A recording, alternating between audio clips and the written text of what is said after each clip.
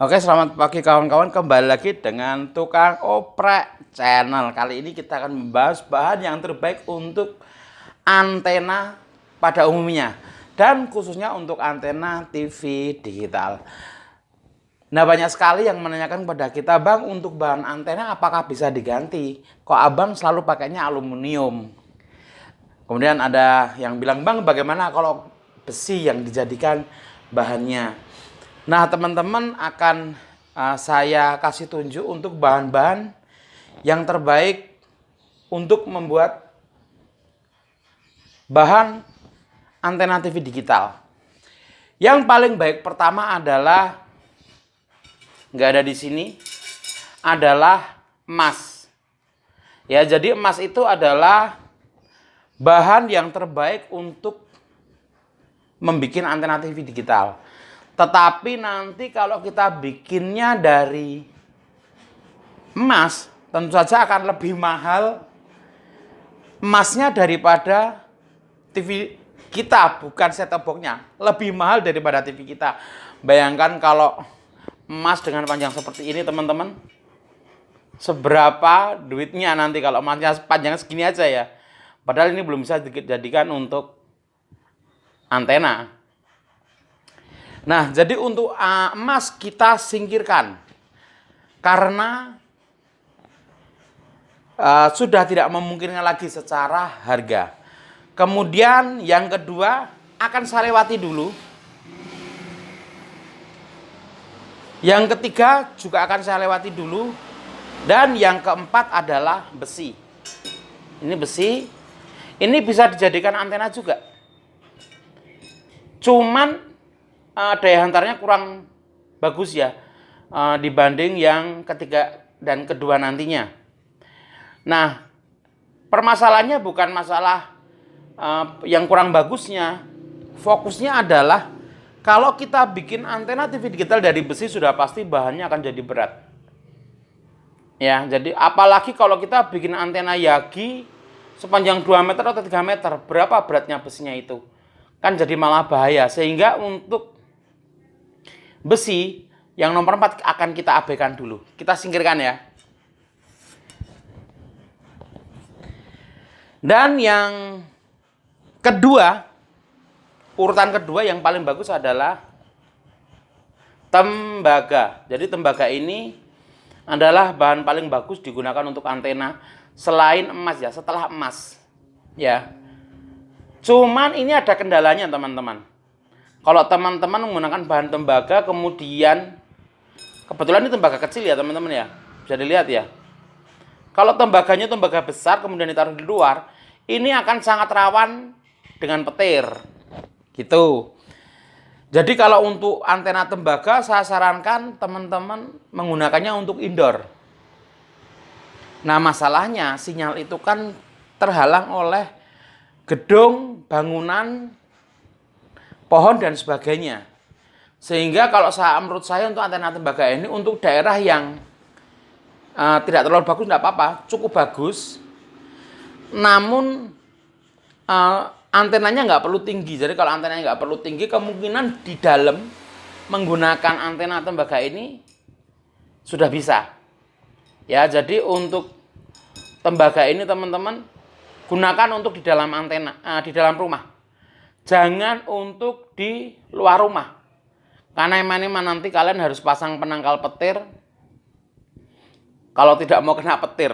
Atau gundala bahasa kerennya ya.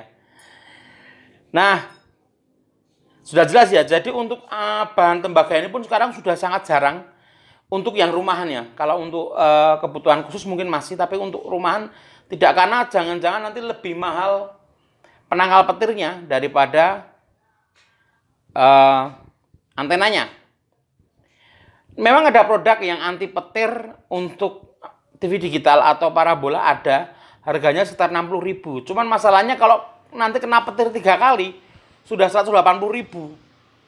Padahal negara kita sering banget kena petir ya, karena memang curah hujannya cukup tinggi. Jadi cukup tidak efektif ya. Nah, sehingga ini kalaupun bisa kita nggak singkirkan, tetapi kita gunakan opsi untuk di dalam rumah. Oke ya, kemudian yang ketiga, Dan yang paling efektif adalah ini, aluminium. Ini ada punya banyak kelebihan. Satu, dia ringan. Ini ringan banget. Kemudian penghantar listrik yang bagus juga. Bahan antena yang cukup bagus meskipun kalah dengan tembaga. Tetapi dia tidak terlalu rawan petir. Jadi kalau teman-teman lihat di pegunungan biasanya, itu antenanya sangat tinggi. Tapi masih aman tuh dengan petir. Karena bahannya adalah aluminium. Nah, selain dia ringan, kemudian tidak rawan petir, harganya juga relatif terjangkau. Ya, ini adalah pipa aluminium 8 mm dengan ketebalan 0,7 mm. Semakin besar kadar aluminiumnya semakin bagus ya. Cuman sudah pasti semakin mahal dan mungkin jarang juga di pasaran umum. Itu untuk kebutuhan khusus. Ini yang banyak di lapangan seperti ini. Jadi buat kalian yang mau bikin antena, saya sarankan full dengan aluminium. Gitu teman-teman. Nah, ini ada sedikit cerita. Kemarin ketika saya aktif posting untuk antena TV Bikuat, itu ada yang tanya, Bang, kalau di luar negeri, di website luar negeri yang sudah sejak tahun 2010-an, itu banyak yang posting antena TV Bikuat. Namun bagian belakangnya itu menggunakan jaring nyamuk. Dan itu kemungkinan juga aluminium ya. Tapi di depannya itu tembaga dan dipasang juga tinggi. Kenapa mereka tidak berbahaya? Kenapa di Indonesia banyak menggunakannya aluminium? Terus terang saya tidak begitu paham ya dengan kondisi geografis mereka, apakah mereka rawan petir atau tidak, ya enggak tahu. Ataukah mereka punya teknologi khusus ya, alat yang untuk menangkal petir, saya enggak tahu. Tetapi yang jelas di Indonesia jarang banget yang menggunakan antena dengan bahan tembaga. Maka ketika saya posting, saya pun juga ikut-ikutan menggunakan aluminium. Kalau dulu waktu zaman saya kecil masih ada antena yang menggunakan tembaga. Mungkin karena waktu itu pohonnya banyak yang tinggi. Jadi antena tembaganya itu hanya di atas rumah saja, tidak lebih tinggi dari rumah. Kemudian pohonnya jauh lebih tinggi dan halangan-halangan ke arah pemancar seperti gedung tinggi itu jarang.